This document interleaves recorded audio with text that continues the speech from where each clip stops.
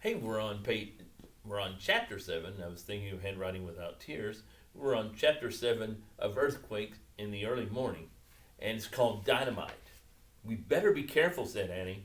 They stepped in their sock feet over the broken cobblestones, trying not to cut themselves. They headed down the hillside. On their way, they passed policemen carrying stretchers with injured people on them. They passed soldiers directing all those trying to escape the fires. One man was trying to push a piano down the street. Another man was wearing a bunch of hats, all piled on top of one another. A woman carried her 3 little dogs in a bag. Everyone's trying to save what's important to them, said Annie. Like the librarian, said Jack. And us. We're trying to save this sign. He clutched the piece of wood. When they were halfway down the hill, a soldier on a horse galloped in front of them. Get off the streets. We're setting off dynamite, he shouted. Dynamite, said Jack. Yikes, said Annie. People started running in all directions. Jack and Annie looked around wildly for a safe place to go. Jack saw an alley.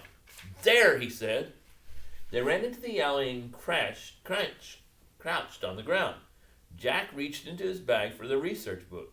He looked in the index for the word dynamite. He found it. Then he turned to the right page number and read. After the fire started, the mayor had an idea. He thought that if buildings were destroyed, the sparks would not fly from one wooden roof to the next. He ordered some buildings to be blown up by dynamite. His plans did not work. The firestorm raged from building to building, from street to street. Firestorm, Jack thought. The word sounded terrible. Just as he put the book away, a huge blast of dynamite shook the ground. Dust and dirt flew everywhere, even down the alley. Jack clutched their sign with one hand. He covered his eyes with the other. Annie did the same. Another huge blast rocketed the ground. Jack tasted grit in his mouth. He looked at Annie. She was caked with dust from head to toe. He looked down at himself. He was just as dirty as she was. Hey, would you look at those two? Someone said. Now that's a story. Jack looked up. Betty, the newspaper reporter, and Fred, the photographer, were standing in front of them. Even though they were also covered with dirt, Fred was setting up his camera, and Betty was taking notes in her notebook. Hold up your sign, Sonny, said Betty.